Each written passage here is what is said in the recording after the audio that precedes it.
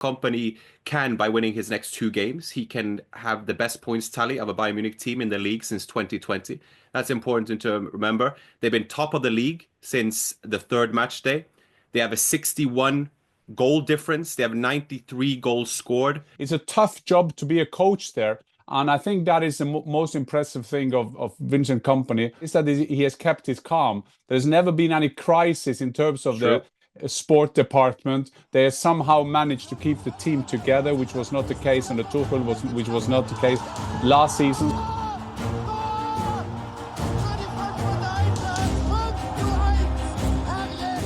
Hi and welcome to the Fussball channel. I'm your host Markus Fjørtoft, and as always joined by Jan Fjørtoft. And it is a special day today. We have to give our congratulations on a well-deserved Meisterschale for Bayern Munich. And Dad, quite frankly, sitting here as we reflect on the 32nd match day, it's a deserved title for Bayern Munich, and we've spoken a lot about their, well, it's always a roller coaster in FC Hollywood, but nonetheless, here we are, deserved champions. Voila. Yeah, we have to congratulate Bayern. I mean, the main thing for any club is to win the domestic league, and they've done that. And we have to remind people they were third in the league last season. Yes, Vincent Kompany was not the first choice. Actually, he was the sixth choice. And he's won the Bundesliga. And yeah, that was his main task. Having said that, it was also a drama weekend, because not a drama weekend that they will lose it, because Bayer Leverkusen have had the chances before, but they went to Leipzig and I had my Eintracht Frankfurt glasses on. I wanted Bayern to beat Leipzig so they don't get closer to them. So Leipzig 2-0 up, and Kane suspended, so he's in the stands. 2-1, 2-2. I did so many games in England this week, so I was always on my iPhone checking out the result. Then 3-2 Bayern, and Kane goes down from his stands, down at the pitch side, which is not allowed when you are a suspended player. But hey, they are referees and management of the referees. They are all humans, and they said, okay, you can stand here because I know you want to run onto the pitch and celebrate the Meisterschale. So this was Saturday. And then Paulsen, of course, in 90 plus 4 or something like that, makes it 3-3. Meaning, of course, that they will still won the league because Leverkusen will never kind of win. Like Kimmich said, I can't see them winning 3 times 7-0 in the last games. But anyway, they had to wait till the next game to be 100% clear. And the basic was clear.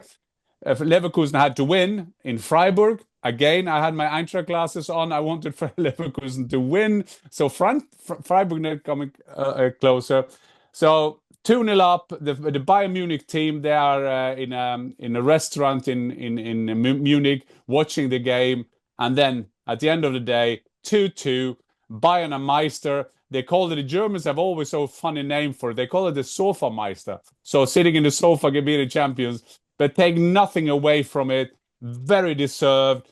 Kane, congratulations on your first title. I think it's 61 goals in 61 Bundesliga games now. It's an unbelievable record. And he will be there now on Saturday. They will celebrate it, of course, in the next round. So now you have to say, having said that, Marcus, it's the 12th title in 13 years. Some people would say it's boring, but football is never boring. That's why I kind of got through the weekends and through the emotions of Kane and the Bayern players. And it's important, I think, to put it into context, depending on how far we want to go back. But Kompany can, by winning his next 2 games, he can have the best points tally of a Bayern Munich team in the league since 2020. That's important to remember. They've been top of the league since the third match day. They have a 61 goal difference. They have 93 goals scored in 32 games.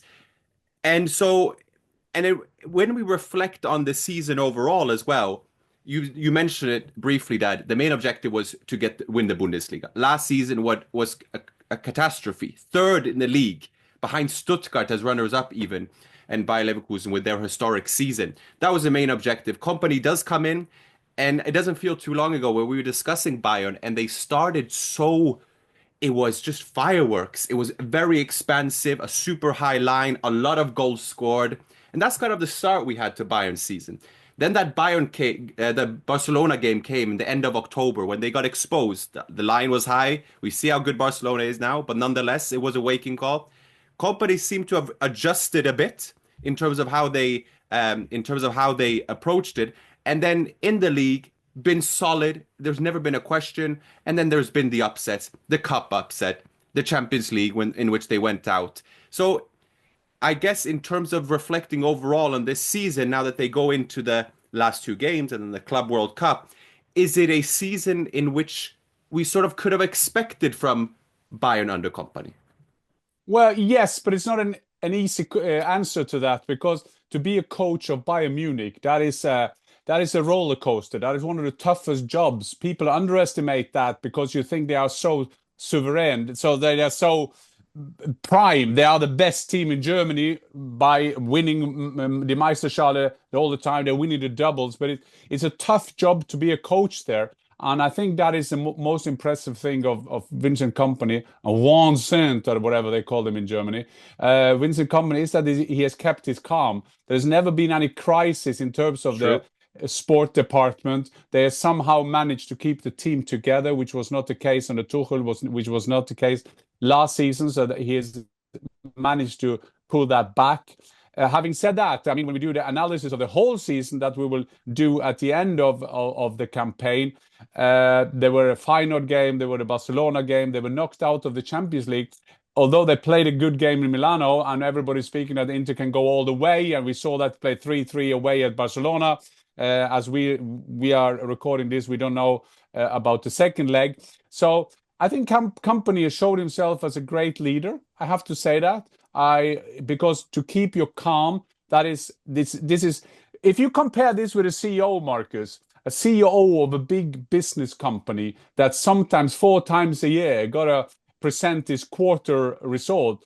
Kompany got to do that every day, and he got to do that to the whole world. He got to do that to his shareholders, and all his shareholders, which are the fans. They have a platform called X or Instagram or Bayern Insider, what have you. So I think that is impressive, and that should not be underestimated. The way Kompany has gone from being a Burnley manager, no disrespect to Burnley, but it's a championship. So he's gone then to Bayern and kept his cool. I think that is taking the best from his playing career, where he was also a leader, and that is very impressive. And I don't think there's a time now to go through the details of all his season. I've just seen that Bayer Leverkusen haven't managed to follow out last season.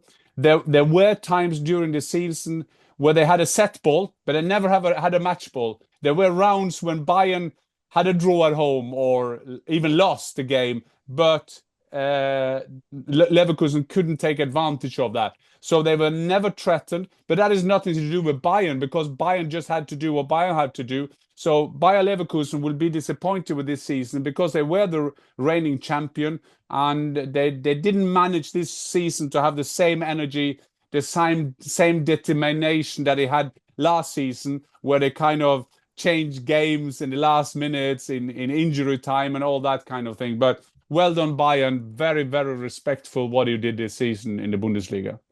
Yeah, no, I completely agree to your point in terms of how Kompany's managed it from a leadership, from a calm standpoint. He hasn't been caught up in the drama that inevitably follows Bayern. Also worth noting is and then we can, depending on how much you buy into that or not, but in terms of the group, he seems to have the buy-in from the players. They seem very committed. They seem very complimentary of Kompany. It's also translated into the numbers. Musiala enjoying one of his most, if not the most productive season of his career. You have Michael Olise, who is, you could argue, newcomer of the year. Newcomer of the year. I mean, player of the year. You could even argue 10 goals, 12 assists in the Bundesliga, 5 goals, 2 assists in the Champions League. Leroy Sané, first time hitting double digits in the Bundesliga. A bit of contract drama with him, as he's decided. Everything was decided with Max Eberl to extend the contract on a reduced terms, of course. And then Leroy Sané lets Max Eberl know, I have changed agent. It's Pini Zahavi, who is, amongst others, the agent of Robert Lewandowski, Christoph Nkunku, what have you, and say, we have to renegotiate again. Where that leaves us, we'll see. My point being is there are players here who have enjoyed productive seasons under him as well. And that's also an important characteristic of a coach as well. Absolutely, yeah, but Bayern it's a lot. Bayern is also a club that they have very expensive players. So a consequence of that, Ebel has been told that he have to save money, and his answer is, and which he didn't have any alternative, he had to extend the contract of Musiala, of Davis, of Kimmich. That's cost money, and then the club legend Thomas Müller, who just got his 500th Bundesliga game, wasn't it? Yeah, respect that amongst all the other records he has. Oh, yeah, is he breaking all kind of records? So they say, you got to leave, my friend.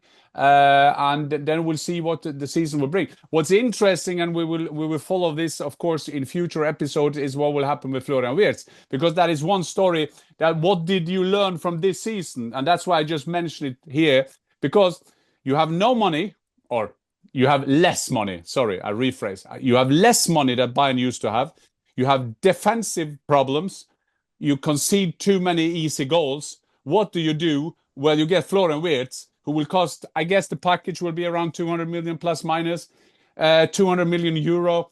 And that maybe take away the money that you needed to get a defender in. So we discuss that later. Also, one of the winners of the season is Übrig, the new goalkeeper, who has been coming in for Manuel Neuer. I guess not Manuel will get his minutes now before the end of the season. It looks like he's been fit, but Übrig has done a fantastic job when he came in, played in the Champions League as well. That is impressive. I think that the main thing will be also Goretzka, one of the winners, who everybody, they planned to sell him, and he managed to fight his way back. I love that. That is a great attitude. And then we have the defense stuff that has always been a bit struggling for Bayern lately. And Upamecano and Kim, I think the jury is still out there. Eric Dyer now, everybody thought that was ready, but they offered him a 1-year contract. He went to Monaco. Adi Hütter, the former Eintracht Frankfurt coach, is the coach there. And they got a 2-year contract in Monaco. It's not the worst thing that you can have in your life. Not at all. Just ending on the Bayern note as well. Harry Kane lost 6 finals, twice with England in the Euros in 2021 and 2024, 3 times with Tottenham Hotspur, once in the Champions League, twice in the Carabao Cup, the League Cup. Last season, he joined the perennial winners that are Bayern Munich. Finished trophyless last season, was a Super Cup in the beginning of the season that they didn't win against RB Leipzig as well, coming short in Champions League, the DFB Cup as well. Has there been a more deserving winner of a trophy than Harry Kane now winning this Bundesliga title at the age of 31 years old? No, in terms of the quality that he has, but never won anything. Of course, he was a Spurs all his life. That doesn't help you in your hunt for a trophy. But as you were saying, took his family, got a big family now, want to fulfill a dream, of course, going abroad, get new impulses. He gone to Bayern. I respect that, because you're a part of the Premier League, the best league in the world. You're a part of Tottenham. You have a potential of your statue around Tottenham, although the modern stadium, they don't have a lot of statues there, but still, he broken all records for England, could have broken all record in the Premier League for Alan Shearer. Football is funny. Football is all about timing, Marcus. Remember 1 year before Pep Guardiola got Erling Haaland, the first sign that he wanted a big striker was Harry Kane. And we don't know this because Harry Kane has never said anything, but he was desperate to get to City.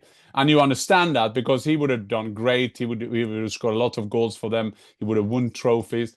So then he goes to Bayern Munich, which was a coup by Bayern. Remember, this was a guy who came to replace Lewandowski. He's still going in Barcelona, although injured now, but he's still going steadily. So, yeah, and outside the pitch, I've interviewed him many times.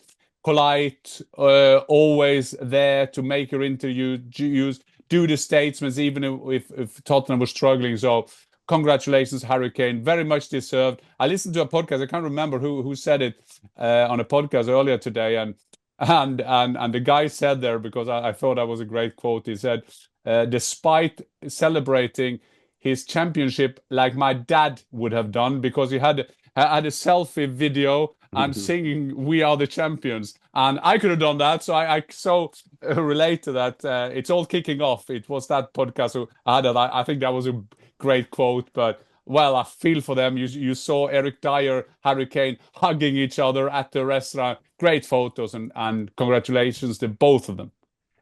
And as Harry Kane won his first Bundesliga title, just for the record, Thomas Müller won his 13th Bundesliga title, equaling Ryan Giggs' record for most league titles won in the European top 5 leagues with 13, plus joins Toni Kroos as the most decorated German player ever with 34 trophies. He's also the most decorated footballer in Bundesliga history, ahead of teammates Manuel Neuer and former Bayern players Alaba and Lewandowski. Enough about Bayern. In this case, we will do a quick little round recap as well. Worth noting, Bayern won the league following a 2-2 draw between Freiburg and Leverkusen. A couple of things on that. One, Dortmund have gained fantastically from their own form. 5 wins in their last 6 games. The draw came against Bayern. But they are fortunate enough that they have all the teams around them that they're competing for Champions League, dropping points for fun. Freiburg were leading 2-0, looked comfortable, could have gone, I believe, 3 points ahead of Dortmund, but instead Leverkusen come back late. What that means is that Leverkusen have made history. They have extended their away form. That was their 33rd trip away from home without a defeat. They're now just 1 game away from going a second consecutive campaign unbeaten in the top flight. And that's important to remember, is depending on what side of this analysis you are, is that Bayer Leverkusen are on track to beating their previous record before last season of total points in the 1999-2000 season under Christoph Daum. Then they had 73 points. I believe they're now on 68 points. So important to maybe put into context for any Bayer Leverkusen fans who are upset, or reminding ourselves as to the standards that we are expecting of Bayer Leverkusen following their season last season. Yeah, it's a very good point and worth mentioning. And a quick roundup of Champions League is that Leverkusen and Bayern, of course, there. Third is now Eintracht Frankfurt. I watched the game against Mainz on my phone next to me in the stands, and I follow the game, and I would take a point because that point can be very valuable, because Eintracht Frankfurt got the best goal difference. Dortmund on fire. They got an okay goal difference as well, winning 4-0 there, got so many goal scorers. But next round, Marcus, I mean, it's like a match ball, and I find it hard to say it, because Eintracht is playing St. Pauli at home, and Dortmund is playing Leverkusen away. The last home game of the season for Leverkusen. Hopefully, they want to say give a Auf Wiedersehen to the fans. You know, I'm quite friendly with Niko Kovac, so I texted him after the game where they won this weekend, and I must, on a personal basis, I would like him to be fourth. I would like Eintracht to be third, of course. So we were all I congratulated. He said, "Yeah, well, I won't say everything we talk about, but basically we want the other teams to do the job," as they did, because at that time when I texted with him, Freiburg were 2-0 up. Mm-hmm. So thing got better, but he had a fantastic run for him. It's an unbelievable important game that they're Leverkusen for them, and Eintracht could get away. With the points they're having now, that could be enough because of the goal difference. But wow, you're playing St. Pauli at home, and Ekitike, Marcus, I didn't know if you see the highlight.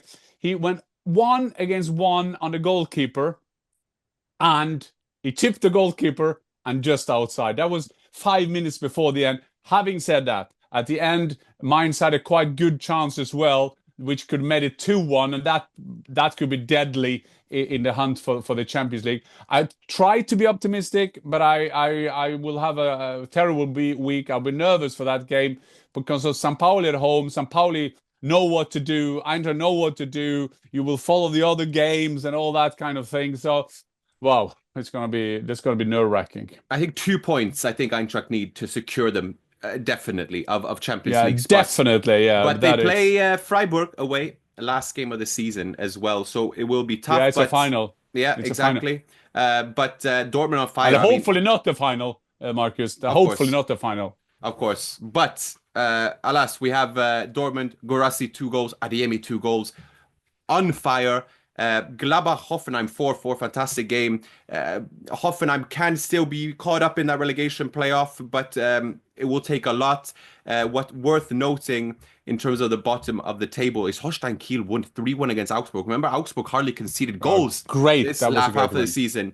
And so they have the momentum. Heidenheim, Bochum 0-0. Maybe very, very tough for Bochum, who just announced that Dieter Hecking is extending his contract regardless of how it goes.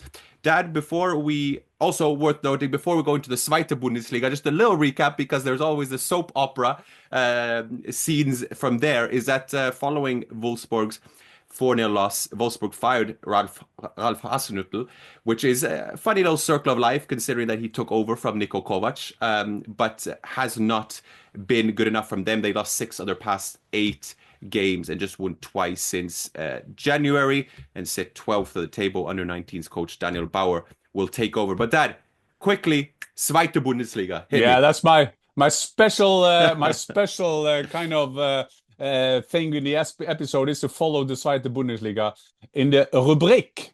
This can only happen in the Zweite Liga. So remember, HSV gave it all away at home. Yeah. Going to Darmstadt.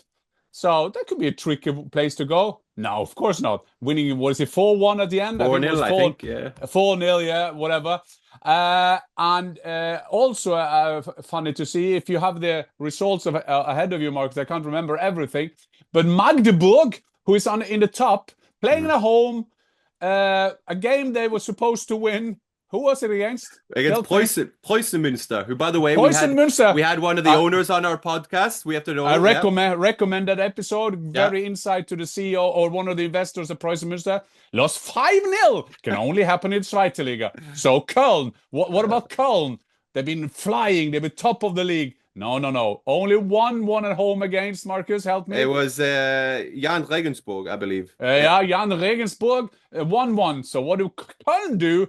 2 games before the end of the season. Yeah, they fire Struber, they fire the head of sport to get that last spritz rein. So, just to make the teaser for our next episode, Hamburg are now top of the league. They only, quote, only have to beat the second worst team in the Bundesliga, Ulm, at home. To be continued. I'm just saying, to be continued. With a win, of course, they're through. They're back in among the best teams in the world. In Germany, as they should. But you never know about Hamburger Sportsverein.